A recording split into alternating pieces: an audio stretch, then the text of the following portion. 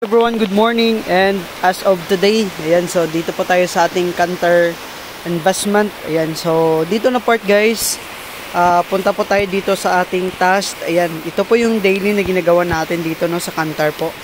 And as of today, yung total investment, yung total income po natin dito sa ating tasking ay nasa 2,000 na po no, from 1,200 investment. So meron na po tayo ditong generated income na 2,000 pesos. So today conduct po tayo dito ng survey. Yan, kung makikita nyo po dito, yung focus po ng survey natin ay mobile phone, no? So please share your phone. Okay, so ang pinaka paborito nating mobile phone dito brand guys is yung Xiaomi. Next, daily use natin, then yung price range natin, entry level lang tayo. Next, what is the most important feature, no? So dito na part, internet access, taking photos and videos. So hindi tayo pwede dito mag-select ng isa, no, pero internet access tayo. Next one is additional features niya. So hanap tayo dito ng isa.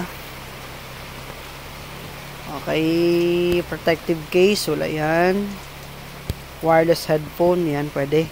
Then yan, ang OS niya is yan, Android OS tayo. Next, would you consider the buying second-hand mobile phone? No. Then official store tayo, direct bibili pag once na magbili tayo, no. Next, yung pinaka ideal po natin dito sa mobile phone natin is yung camera quality, yung performance processor. Okay. So operating system na lang tayo, mas valid pa. Then how often you change your mobile phone? So more than 3 years na lang po tayo dito. Pinakasagad. So after that, click submit. Then pag once na click po natin dito yung submit, makikita po natin dito sa completed, no. Next, screenshot po natin yan. Then, again, isend po natin dito sa ating WhatsApp group, no? Then, yung WhatsApp group po natin, makikita po natin dito sa ating WhatsApp. Click yung WhatsApp. Then, hanapin nyo po dito yung Kantar PH. Then, click po dito yung ating gallery. Makikita po natin dito yung ating na screenshot kanina. Then, sabi nyo lang po dito, done tasking. Done tasking. Okay. Pag once na ito na, okay, isa nyo na yan sa group natin. That's it.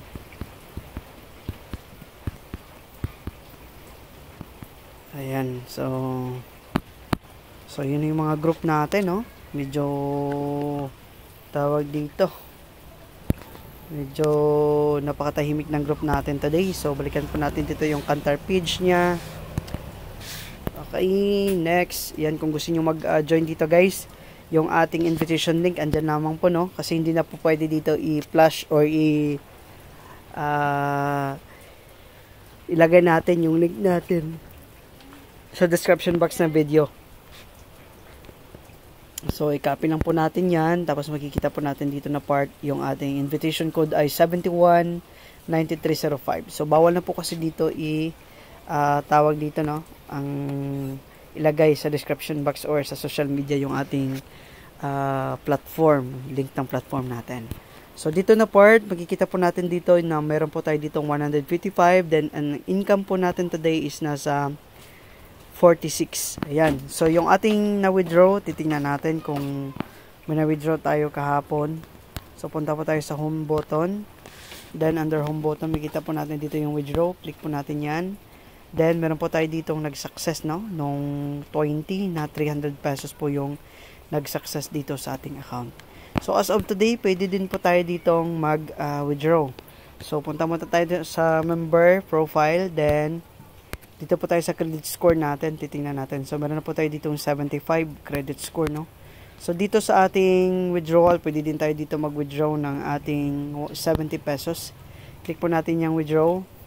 70, then click po natin dito yung GCash account natin, then click po natin dito yung confirm, enter po natin dito yung password natin, yung withdrawal password. Okay, tingnan natin. 1, 2, 3, 4, 5, 6. Okay, please contact sa peer to obtain withdrawal permission.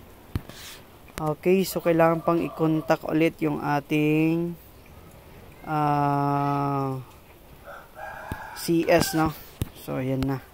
Kailangan pang i-contact yung CS dito for withdrawal. So, ilang beses po tayo dito nag-withdraw.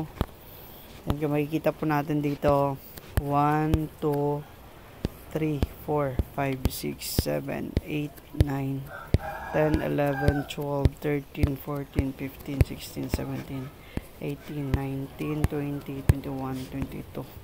Okay, meron pa tayo dito ang 22. Titingnan natin ha. 1, 2, 3, 4, 5, 6, 7, 8, 9, 10, 11, 12, 13, 14, 15. Okay. 15 na tig 70. Total natin. 15 times 70, 1,050 plus yung ating 22 kanina minus 15. So, meron tayo ditong 7,300 times 7. So, meron tayo ditong 2,100 plus natin dito yung 10, 50. So, yung total withdrawal po natin dito is 3,150. So, magre-reset po yung ating withdrawal password pag once na umabot po tayo sa ganitong withdrawal. So, balikan po natin yan. Then, i-PM po natin dito yung ating CS. Yan. Nalitin natin. Time today is Thursday. Then, wala pong holiday today. Kasi, kakatas lang po natin dito sa ating account. Okay, try natin ulit. 70. Click natin dito yung withdrawal. Then, click natin dito yung confirm. Click natin dito yung ating password. Ayan. So, isend natin to sa CS natin.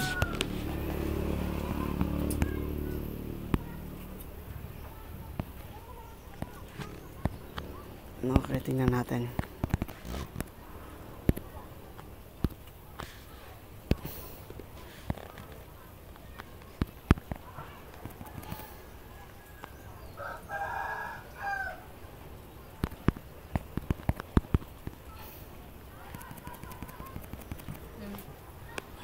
Inang itaw yan.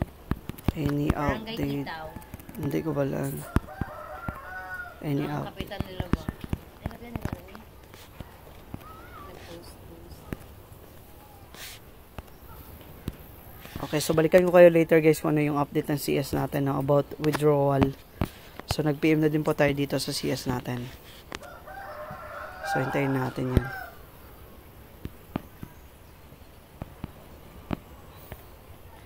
So yan na muna, then update ko kayo later.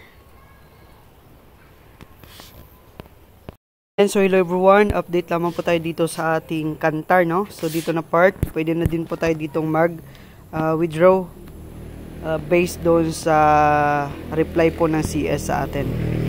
So dito na part, meron po tayo ditong sinabi, no, any update on this mom. Then okay, so sabi niya dito permission granted. So dito na part, pupunta po tayo dito sa Kantar natin.